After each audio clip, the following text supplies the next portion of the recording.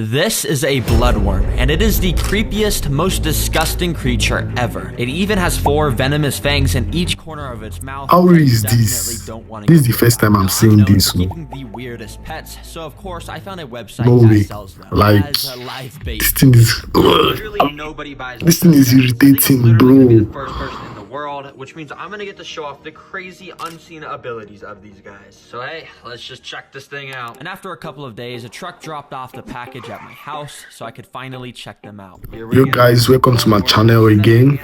Please support me by subscribing. Please don't forget to click that button and like my video. Even share it to your friends and your exes. Thank you. This is a bloodworm. You can see that they are absolutely disgusting looking, and their mouth is even able to extend out of their body like an alien. But at the end of this part that expands are their venomous fangs, which they use to latch onto stuff like shrimp in the ocean, which I'll be showing off very soon. Now, one thing though, I actually bought 12 of these bloodworms that I'm gonna have to keep all in the same aquarium. So yeah, this is gonna be a nightmare. Now for the build, I'm gonna put in some aqua soil and a dirt mix. Eventually, we're gonna completely fill it with water because that's how bloodworms live in the wild. But for now, I just put a tiny bit of water in to keep the dirt nice and moisty. But I've already run into the first problem because I don't think I was supposed to add the water straight to the dirt. It kind of made it a weird consistency. And the water is just straight up black. So yeah, I drained the water, scooped out the dirt, and I washed it off in the sink. Then I put the soil back in, covered it in a thin layer of sand, and added the water back. As you can see now, the water stays fantastically clear. Nice. This mound here in the middle will be where I build all the decorations, and I'll even be putting in some red plants, and then finally filling it all up with water. First of all, let's get some pieces of wood in here. And I thought this design of multiple of these burnt looking ones coming from the middle looked pretty nice. I didn't want them sticking out the top though, so I broke off all those extra pieces and planted them in the sand below to give the whole wood structure a more fuller look. Now it's time for the rocks, and you may think these are just called river rocks, but in fact, that is not true. This one on the left is actually called an elderly boulder, and this one on the right is called a black I think it's getting interesting now. Just wanted to I say think thank it's you to getting, whoever bro. named Is them. that thing legal? Is it like, it looks like alien? Oh shit. Just like when Alien, I don't think that thing is legal though. Basically, millions of years ago, it was buried under the earth and turned into a rock over time. But for this wood rock back here, I've actually got a pretty cool plan. As you can see, I've got a little can of sardines, which you basically just open by pulling the... okay, it just broke off. Okay, attempt 2. Basically, you just open it like this, and inside there's some like dead fish that you eat. Now with the sardines, I actually went and put one of them under this petrified wood. I'm doing this because I want to test to see if the bloodworms have a smell ability and whether they'll be able to find the sardine under it, dig it out, and eat it. Yeah, that should be pretty fun to watch. Anyways, now I want to get some red aquatic plants in here. So I drove to Petco so I could buy some. Alright, I'm at Petco and I'm hoping they got some red plants in stock today. Oh, bro, there's not a single red plant in stock. I swear they usually got them, but I guess not today, huh? Instead, I had to drive home and go buy some online. Thankfully though, there was a ton of websites with some nice reddish plants on them, so I went and added a bunch of them to my cart. And it's gonna be pretty expensive, but hey, I say it's worth it for these red plants, baby. Check out. Since I bought the one-day delivery, the next day I got the package with all of the red plants inside, so I took them all out and started to put them around random parts in the sand. Now, a few of the plants they gave me weren't actually red, they were very green, but it's okay because I was starting to like the look of how it was all coming together. I also ended up getting these red ruby crystals that I scattered along the floor of the enclosure to add a bit more red in here to match that bloodworm color, of course. But as you can probably tell, I've been keeping the 2 sides of this enclosure completely empty, and that's because I want to build some custom DIY builds on both sides that the 12 bloodworms will be able to interact with. First of all, on the right side, I'm going to make a little cave they can all hide in. Now, in an old video, I learned this cool trick where you get out a basket, cut a hole in the front, and cover it in rocks to make your very own cave. So I'm gonna do it again, but this time with 3 different baskets to make a triple-decker cave. So I went and cut the front of the baskets off to be the entrance. I sanded them down a bit so it wasn't as sharp, and I covered the baskets in a ton of spray foam. Cause let's be real, it wouldn't be a Terra Green video without it. And then I started to carve it out to make it look like the spray foam was the actual rocks of the cave. Anyways, here is the finished triple-decker cave. Looks good, right?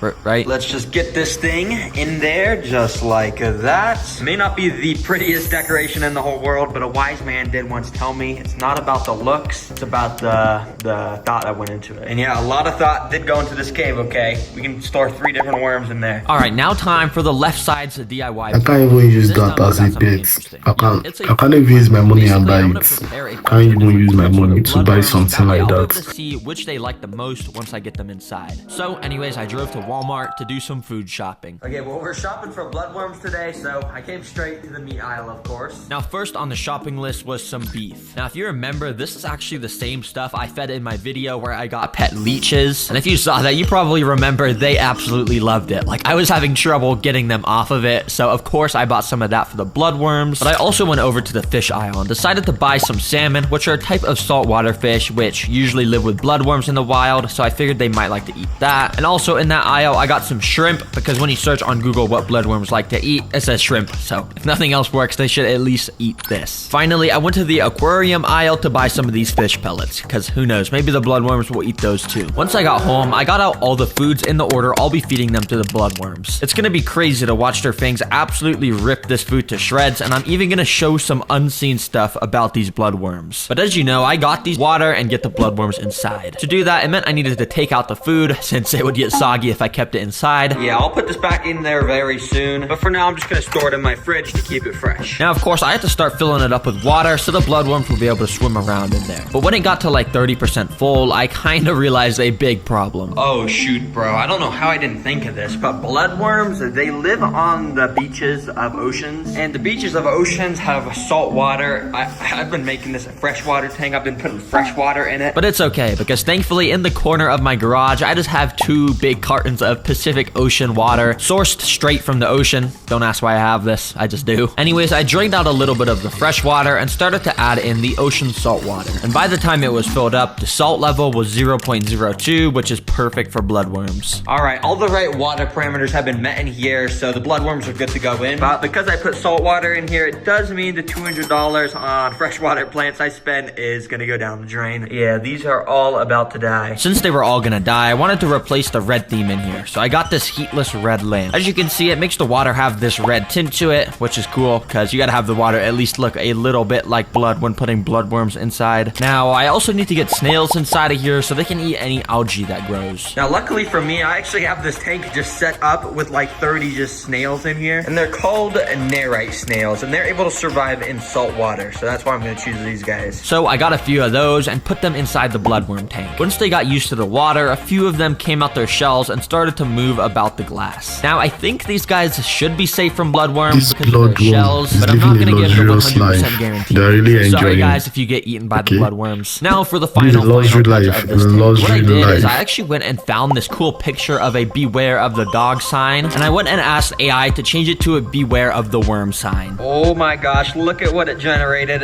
That is absolutely perfect. Wait, let me go print this out at the store real quick. So I printed it, attached it to a piece of cardboard to make it a sign, and there we go, a beware of worm sign. I then even went and spiced up the enclosure a little bit by splattering some red paint along the sides to make it look like blood splatters. And there we go, 100% complete bloodworm enclosure. And I guess there's only one thing to do. Let's get these bloodworms inside. Now, I'll just be starting with one, and then I'll add all the rest as I test more and more food. But yeah, let's just put this guy inside. Be free, boy. And the worm kind of just sank down to the bottom and started moving around randomly. And yeah, well, this is kind of all bloodworms do. They just wiggle about, and occasionally they'll burrow under the sand, which is where they spend most of their lives. And as you can see, it didn't take this guy long until he started to do just that. But I guess he got bored of the digging, because eventually he just came out and started to wiggle about again above the sand. Wait, before this guy tries to burrow under the sand again, let's get to feeding him some food to see which bloodworms like the most. And we're gonna be starting with just some little fish pellets. I'm not too sure if they're gonna eat this, but it's worth a shot. Let's put them inside. But there was a slight problem, because as you can see, the fish food was floating, and I feel like the bloodworm isn't just gonna swim up to it. So instead, I picked it up with some tweezers and moved it towards the worm. And as you can see, when I moved it towards him, he actually went and flashed his fangs at me for the first time. I thought this surely meant he was hungry, so I started to wave the food around in front of his mouth a bunch, and yeah, nothing. He didn't eat it. So hey, fish food, I'm gonna give a 0 out of 10. He didn't even want anything to do with that. But next up, out of all of these, I think I'm gonna do some salmon. Now this stuff is so smelly and so oily, I think you just have to eat it, right? Now, I actually went and added in 2 more bloodworms to the tank, so there was a higher chance of one of them eating it. Then I did the same thing. I just wiggled the salmon around in front of their mouths until they ate it. But just like the fish pellets, for some reason, these worms were not wanting anything to do with it. Now, I actually think bloodworms need to have their mouth part extended and their fangs showing in order for them to eat food. And right now, their mouths are retracted because I think they're stressed. So what I did was I actually went and put all of the 12 bloodworms in the aquarium and just kind of let them do their thing. My thinking was if I left them alone for a few hours in the tank, they'd start to get used to it and then they would eat. After a while, I went and took one of the bloodworms out and put him on there. I waited a little bit for him to shoot his mouth out, and when he did, I grabbed it with tweezers. Now you can really get a good look at the fangs, and what makes these fangs so cool is they're actually made of copper. Yeah, like the metal you find underground, and they're the only animal in the world with copper teeth. Anyways, with the bloodworm, I brought it up to the 3rd food source, which is of course beef, and after kind of like shoving his face in it, he instantly bit down with all 4 of his fangs and started to devour this piece of meat and just suck all the juices out. Wow, it took a long time for me to get a bloodworm to eat a piece of meat, but dang, that is so cool when they do grab on, because look, I'm shaking it, like literally it doesn't want to come off. It's like, I am eating this, do not take it away. So I think I'm gonna go try that same thing with the last food source, which is a shrimp. And once one of the other worms shot out their mouth, I once again grabbed it and this time put the shrimp in front of it. He also immediately grabbed onto it, and now these 2 bloodworms were having the time of their lives eating up the food. After like an hour, I went and removed the food from them, which was pretty hard. I had to like kind of shake them off. Holy, that was actually kind of cool to watch, and it looks like you can see the little bite mark where the worm was biting, and remember, these guys are venomous, so there's literally venom just sitting on the end of this. However, I actually have one more good idea. Let me go get someone real quick. Well, guys, I brought my mom in. Say hi. Hi. All right, come on in. Of course, I gotta show you a new pet. Just take a look. This one's gonna be quick. You can see the pets in there, right? A pet, dude. You know what those That's are? not a pet. They look like some This sort of thing. slug, leeches, Call it a team. snakes. Well, yeah, I mean, I've had snakes, I've had leeches, but these are actually bloodworms. Oh my gosh. Ew, look at all the little tentacles. And yeah, actually, there's some right Go. So that purple right there, that's the mouth of the worm. And if you look very, very closely, you see those 4 little fangs on it. Oh my gosh, that's so this is probably the most disgusting thing yet. I know, that's what I'm thinking, and yeah. I feel like I'm gonna throw up. Well, guys, these are pet bloodworms for you. And I think I'm starting to see why they were only sold as live bait for fishing. Well, guys, thanks for watching. Make sure to like and subscribe like you usually do. And yeah, you guys keep saying you like my dog, so I'm just gonna show him at the end of every video from now on. Who's your good boy, Chad? Who's your good boy?